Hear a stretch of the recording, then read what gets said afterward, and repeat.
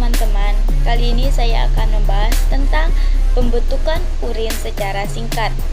Urin terbentuk melalui 3 tahap. Yang pertama, filtrasi, yang kedua, reabsorpsi, yang ketiga, sekresi atau augmentasi. Nah, yang pertama kita bahas tentang filtrasi. Filtrasi merupakan proses penyaringan. Proses penyaringan terjadi di dalam glomerulus. Hasil penyaringan akan masuk ke dalam corpuscula Bowman dan disebut juga sebagai urin primer atau filtrat glomerulus. Urin primer mengandung bahan-bahan yang terlarut dalam darah dengan konsentrasi yang sama seperti dalam darah, tetapi tanpa protein. Selain urea dan air, dalam urin primer dapat ditemukan asam amino, glukosa, natrium, kalium, dan garam-garam mineral lainnya. Nah, yang kedua yaitu reabsorpsi atau penyerapan kembali. Urin primer mengalami penyerapan kembali pada saat melewati saluran yang dekat dengan glomerulus yang terdapat dalam sumsum ginjal. Bahan-bahan yang masih diperlukan dalam tubuh seperti asam amino, glukosa, dan air diserap kembali dan dikembalikan ke dalam darah. Urin yang terbentuk jumlahnya jauh lebih sedikit daripada urin primer.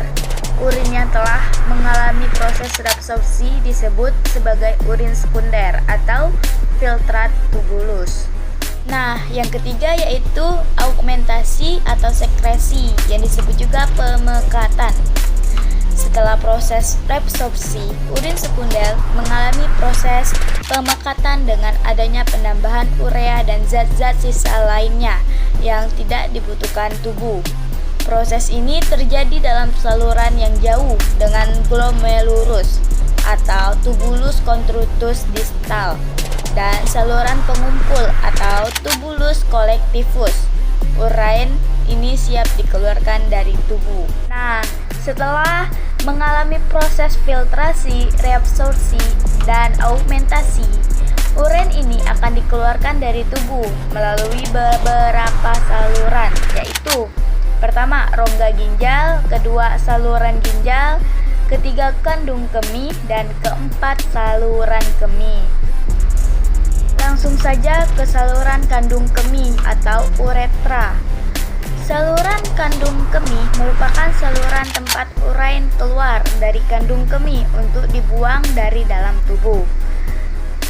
Nah, begitulah proses pembentukan urin secara singkat di dalam tubuh hingga dikeluarkan sebagai zat kotor.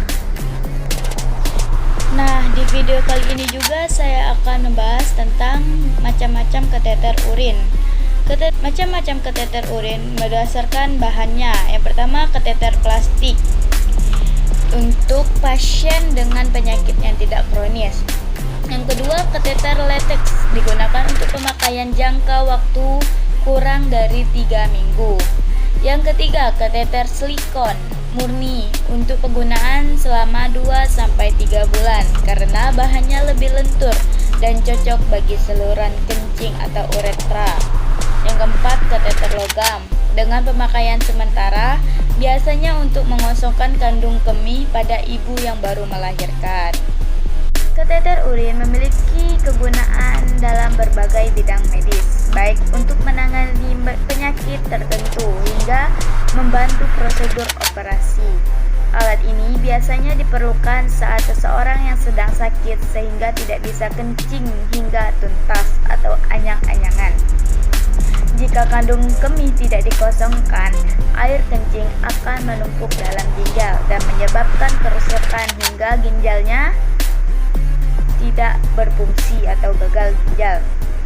Maka dari itu, kateter urin sangat dibutuhkan oleh orang-orang dengan kondisi berikut.